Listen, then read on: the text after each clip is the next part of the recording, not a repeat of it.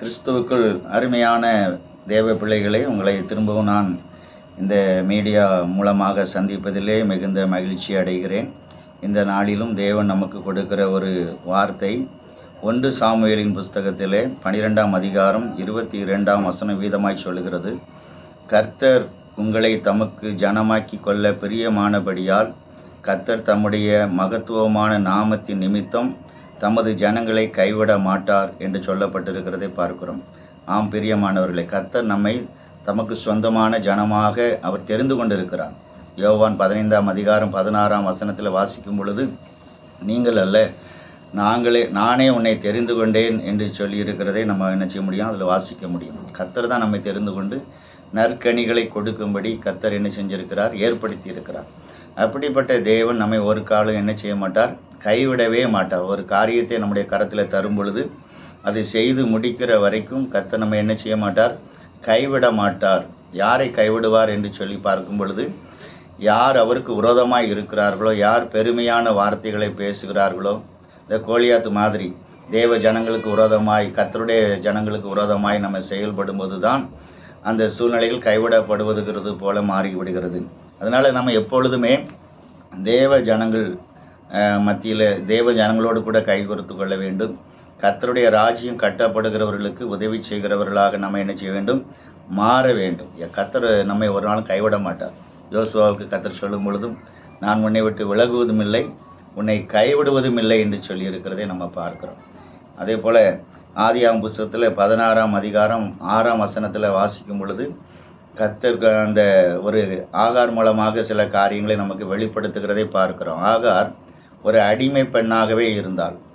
கர்த்தர் சொல்லும்போது கூட நீ அடிமை பெண் என்று சொல்லுகிறதை நாம் பார்க்கிறோம். 16ஆம் அதிகாரம் 6ஆம் வசனத்தில், அதற்கு ஆபிரகாம் சாராயை நோக்கி, இதோ உன் அடிமை பெண் உன் கைக்குள் இருக்கிறாள், உன் பார்வைக்கு நலமானபடி அவளுக்கு செய் என்றான். அப்பொழுது சாராய் அவளை கடினமாய் நடத்தினபடியினால் அவள் அவளை விட்டு ஓடி போனாள் என்று சொல்லப்பட்டிருக்கிறதை பார்க்கிறோம். அடிமை பெண்ணாக இருந்தால், அடிமை பெண்களுக்கு யாரும் ஆதரவு இருக்க முடியாது, எந்த சொந்த பந்தங்களும் ஆதரவு கொடுக்க முடியாது. எஜமான் சொல்லுகிறதை கீழ்ப்படியணும். அவர்கள் கொடுமையாக என்ன செய்கிறாங்க, நடத்துகிறார்கள். ஆனால் இவளுடைய காரியம் வேறுபட்டது. ஒரு பக்கம் பார்க்கும் பொழுது ஆபிரகாமுக்கு மனைவியாக இருக்கிறாள், இன்னொரு பக்கம் பார்க்கும் பொழுது அடிமை பெண்ணாக இருக்கிறதை நாம் பார்க்கிறோம். இதே போல தான் நிறைய பேர் அப்படி காணப்படுகிறது. கிறிஸ்துவுக்குள் இருக்கிறாங்க, ஆனால் இன்னொரு இடத்துல பாவத்துக்கு அடிமையாக, சாபத்துக்கு அடிமையாக இருக்கிற ரெண்டும் கெட்ட நிலைமையில் காணப்படும் போது அவங்களுடைய வாழ்க்கையில் வெறுப்பு சம்பந்தப்பட்ட காரியங்கள் அதிகமாய் நடைபெறுகிறதை நம்ம பார்க்க முடியும். பிரியமானவர்களே, அந்த கடினமாய் நடத்துகிறபடியினாலே அப்படியே உள்ளம் வாதிக்கிறது. ஏன்னா ஆபிரகாமுக்கு மனைவியாக இருக்கிறவர்களுக்கு இந்த மாதிரி காரியம் கொடுமை நடக்கக்கூடாது. இன்னொரு பக்கம் பார்க்கும்போது அந்த சாராய் அவளை வேதனைப்படுத்தி துன்பப்படுத்துகிறதை நம்ம என்ன செய்கிறோம், பார்க்கிறோம். கர்த்தர் அதை கவனித்து என்ன செய்கிறார், கவனிக்கிறார். சில சூழ்நிலைகள் நம்ம கவனித்து நம்ம பார்க்கும்போது அது இக்காலத்து பாடுகள் இனி வெளிப்படும் மகிமைக்கு ஒப்பிடத்தக்கவைகள் அல்ல என்று சொல்லுகிற விதமாக இருக்கும். இக்காலத்தில் நம்ம பாடுகள் படுகிறது போல இருக்கும், இக்காலத்தில் நம்ம வேதனைப்படுகிறது போல இருக்கும், இக்காலத்தில் நம்ம ரொம்ப துன்பப்படுகிறது போல என்ன செய்யும், காணப்படும். அந்த துன்பங்கள் துக்கங்கள் எல்லாம் நமக்கு ஆசீர்வாதமாக பிற்காலத்திலே கர்த்தர் என்ன செய்கிறார், மாற்றி விடுகிறதை நம்ம பார்க்கிறோம். காரணம் என்று சொன்னால், நம்ம ஒரு பலமான ஒரு பெரிய ஜாதியாக பலத்த ஜாதியாக மாற்றுவதற்கு சில பயிற்சிகளை இந்த துன்பத்தின் மூலமாய் கொடுக்கிறதை நம்ம பார்க்கிறோம். நீதிமான்களுக்கு அநேக துன்பங்கள் உண்டாகியிருக்கும், கர்த்தர் அவைகள் எல்லாவற்றில் நின்றும் விடுவிக்கிறார் என்று சொல்லி பார்க்கிறோம். இப்படி கடினமாக நடத்தும் பொழுது நம்ம வேற எங்காவது ஒரு வழி இருக்காது, அங்கே ஓடி போய்விடலாமா என்று சொல்லி நம்ம என்ன செய்கிறோம், முயற்சி பண்ணுகிறோம். 7ஆம் வசனத்தில் சொல்லும்போது, கர்த்தருடைய தூதனானவர் அவளை வனாந்தரத்திலே சூருக்கு போகிற வழி அருகே இருக்கிற நீரூற்றண்டையில் கண்டு, சாராயின் அடிமை பெண்ணாகி ஆகாரை எங்கே இருந்து வருகிறாய், எங்கே போகிறாய் என்று கேட்டார். அவள், நான் என் நாச்சியாராகிய சாராயை விட்டு ஓடி போகிறேன் என்றார். ஓடி போகிறதான நிலைமை. இப்படியா தன்னை மாய்த்து கொள்ளணும், நம்மை அழித்து கொள்ளணும்னு சொல்லி, எனக்கு இந்த பாடுகள் எனக்கு வேண்டாம் அப்படின்னு சொல்கிறதான ஒரு நிலைமை. மோசே கூட அப்படி தான் சொன்னார், நானா இவர்களை பெற்றேன், நான் எதற்கு இவர்களை சுமக்க வேண்டும், என்னை கொன்று போடும், என் பெயரை கிறுக்கி போடும் என்று சொல்லி அவன் புலம்புகிறதை நம்ம என்ன செய்கிறோம், பார்க்கிறோம். நாமளும் அநேகர் இந்த காரியத்தை செய்கிறோம். என்னுடைய பாடுகள் மிக கொடூரமாக இருக்கிறது என்று சொல்லி நம்ம என்ன செய்கிறோம், வேதனைப்படுகிறோம். அந்த வேதனைப்படும்போது கர்த்தரும் கூட பார்க்கும்போது அவளை ஒரு விடுதலை பெற்ற மகளாக பார்க்கவில்லை, அடிமை பெண் என்று சொல்லி தான் கர்த்தரும் கூட என்ன செய்கிறார் சொல்கிறார். அடிமைத்தனம் இன்னும் அவளுடைய வாழ்க்கையில் கடவுளுடைய பார்வையிலே காணப்படுகிறது. அடிமைத்தனத்தின் ஆவி அவளுக்குள்ளே என்ன செய்கிறது, காணப்படுகிறது. ஆனால் கர்த்தர் அவளை சரிப்படுத்துகிறதை நம்ம பார்க்கிறோம். சரிப்படுத்துகிறார். அவளை பெரிய ஜாதியாக மாற்ற வேண்டும் என்று சொன்னால் இந்த அடிமைத்தனம் மாற வேண்டும். இந்த பாவத்துக்கு அடிமையாக இருப்பது, சாபத்துக்கு அடிமையாக இருப்பது, பயமுறுத்துகிற காரியங்களுக்கு அடிமையாகுவது, இப்படிப்பட்ட காரியங்களிலிருந்து நம்ம என்ன செய்யணும், விடுதலை பெறுவதற்காக சில சமயங்களிலே கர்த்தரே அந்த ஒரு பயம் இருக்குதுன்னா அதுக்கு நேராகவே கர்த்தர் நடத்துவார். சில எது பயமுறுத்துதோ அதிலே போய் நம்ம நின்றோம்னா அந்த பயம் கொஞ்ச நாளில் என்ன செஞ்சிடும், மாறி போய்விடும். ஒரு இயேசுவை குறித்து அறிவிப்பதற்கு கூட சில சமயத்தில் என்ன செய்யும், பயம் வரும். ஆனால் திரும்ப திரும்ப நம்ம செய்யும்போது அந்த பயம் என்ன செய்கிறது, மாறிவிடுகிறதை நம்ம என்ன செய்கிறோம் பார்க்கிறோம். 9ஆம் வசனத்தில் சொல்கிறது, அப்போது கர்த்தருடைய தூதனானவர் அவளை நோக்கி, உன் சந்ததியை மிகவும் பெருக பண்ணுவேன், இது பெரிய எண்ணி முடியாததா இருக்கும் என்று சொல்கிறதை பார்க்கிறோம். அங்கே ஒரு வாக்குத்தத்தம் அவளுக்கு கொடுக்கப்படுகிறது. ஏற்கனவே ஆபிரகாமுக்கும் கர்த்தர் வாக்கு பண்ணி இருக்கிறார், இவளுக்கு ஒரு வாக்குத்தத்தம். அந்த வாக்குத்தத்தத்தை வைத்து தான் தேவன் என்ன செய்ய முடியும், ஆசீர்வதிக்க முடியும். வாக்குத்தத்தம் நீங்கள் பெறலை அப்படின்னு சொன்னால் இதையே ஒரு வாக்குத்தத்தமாக எடுத்துக்கொள்ளுங்கள். இதே ஒரு வாக்குத்தத்தமாக எடுத்துக்கொள்ளுங்கள். அவர் நம்ம ஒரு நாள் கைவிட மாட்டார். கர்த்தர் என்னுடைய குடும்பத்தை என்ன செய்வார், பெருக பண்ணுவார். திரும்ப கர்த்தர் சொல்கிறார், நீ திரும்பவும் அவளுக்கு போய் அடங்கி இரு என்று சொல்லுகிறதை பார்க்கிறோம். ஏன்னா அதுக்குள்ள நாட்கள் வர வேண்டும். ஒரு பிள்ளை பேர் வரும்போது அது 9 மாதம் 10 மாதங்கள் அந்த தாயின் வயிற்றில் என்ன செய்ய வேண்டும், இருக்க வேண்டும்.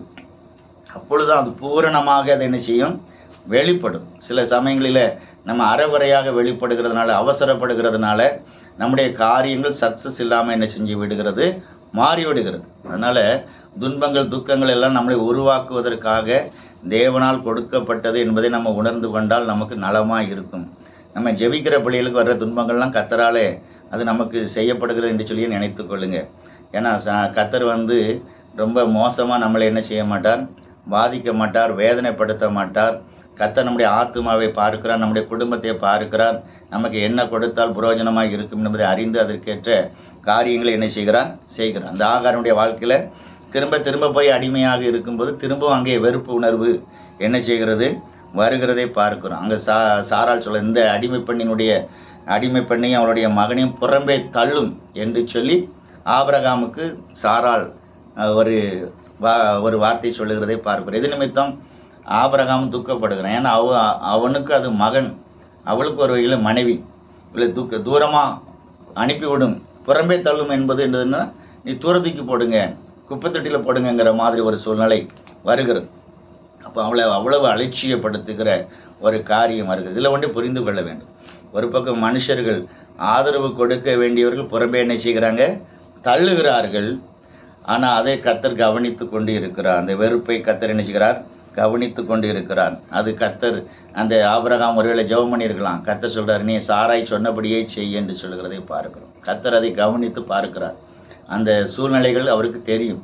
நம்ம இருளான சூழ்நிலையில் நடக்கும்போது அதை கர்த்தர் கவனிக்கிறார். நம்ம இருளில் நடந்தாலும் கர்த்தர் எனக்கு வெளிச்சமாக இருப்பார் என்று சொல்லி அந்த தாவீது சொல்லுகிறதை நம்ம பார்க்கிறோம். பிரியமானவர்களே, அந்த அடிமை பெண்ணின் 13ஆம் வசனத்தில் சொல்லியிருக்குது, 21:13 அடிமை பெண்ணின் மகனும் உன் வித்தாய் இருக்கிறபடியால் அவனையும் ஒரு ஜாதியாக்குவேன். அப்போ தேவ சமூகத்தில் அவன் காத்திருந்து ஜெபம் பண்ணியிருப்பான், ஆண்டவரே இல்லை தூரத்தள்ளுன்னு சொல்லி என்னுடைய மனைவியாகிய சாராள் சொல்லுகிறாளே, நான் தள்ளுனா இந்த குடும்பம் அழிஞ்சிடக்கூடாதே, இது எனக்கு பிறந்த மகன் அல்லவா என்று சொல்லும்போது கர்த்தர் அவனுக்கும் ஒரு வாக்குத்தத்தம் கொடுக்கிறார், நான் அவனை ஒரு ஜாதியாக்குவேன் என்று சொல்லியிருக்கிறதை பார்க்கிறோம்.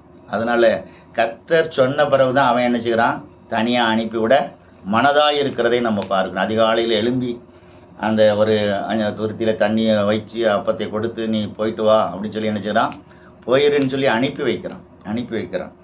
அவள் துருத்தியிலே தண்ணி செலவழிந்த பின்பு அவளுக்குள்ளாக ஒரு பெரிய போராட்டம், மரண போராட்டம் உண்டாகிறது. மரண போராட்டம், ஒரு இருள், எதிர்காலத்தை குறித்த ஒரு பயம், எதிர்காலத்தை குறித்த ஒரு நம்பிக்கையற்ற ஒரு சூழ்நிலை அதை ஏற்படுகிறதை நம்ம பார்க்கிறோம். பிரியமானவர்களே, அப்போது பிள்ளை சாகிற நிலைமையில் வரும்போது ஒரு செடியின் கீழே விட்டு ஒரு அம்புபாயின் தூரத்திலே போய் என்ன செய்கிறான், உட்கார்ந்து கொண்டு பிள்ளை சாகிறதை பார்க்க மாட்டேன் என்று சொல்லி அழுது கொண்டு இருக்கிறார். இந்த அழுகை தான் ஜெபம். தேவ சமூகத்தில் அழும்போது அந்த ஜெபத்தை கர்த்தர் என்ன செய்கிறார்? பார்த்து நம்ம பிள்ளைகள் பிழைப்பதற்கான வழிகளை உண்டு பண்ணுகிறார். அவருடைய வாக்குத்தத்தம் என்ன? அந்த இஸ்மவேல் பெரிய ஜாதியாக என்ன செய்யணும்? மாற வேண்டும். அந்த வாக்குத்தத்தம் ஒரு நாளும் பொய் ஆகாது. அதை நம்ம எழுதி வைத்துக் கொள்ளணும். அந்த வாக்குத்தத்தம் நீங்கள் ரட்சிக்கப்படும்போது கொடுக்கப்பட்ட வாக்குத்தத்தங்கள், ஒரு வருஷம் பிறக்கும்போது நீங்கள் கர்த்தர் உங்களுக்கு கொடுத்த வாக்குத்தத்தங்கள் எல்லாவற்றையும் எழுதி வைத்துக்கொண்டு அதற்கேற்றபடி என்ன செய்யணும்?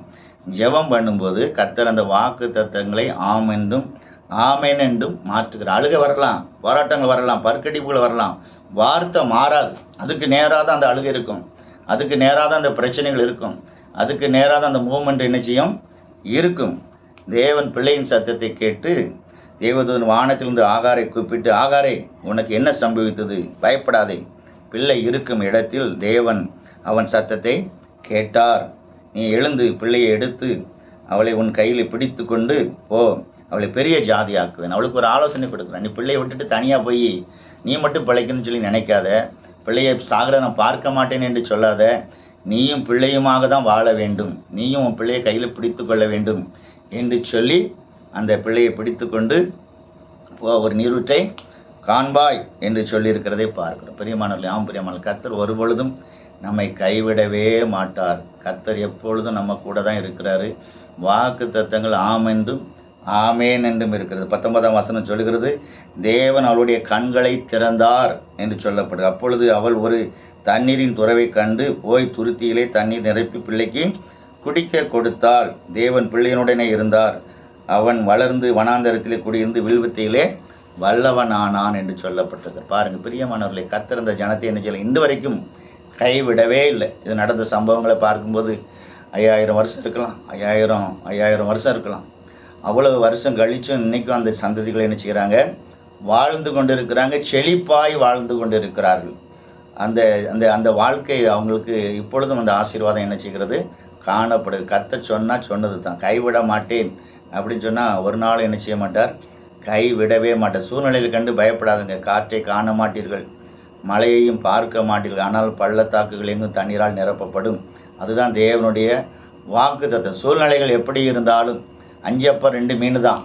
ஆனால் கர்த்தர் அதை ஆசீர்வதித்து 5000 பேருக்கு பங்கிட்டு மீதி எடுக்க பண்ணுகிற தேவன், பெருக பண்ணுகிற கர்த்தர்.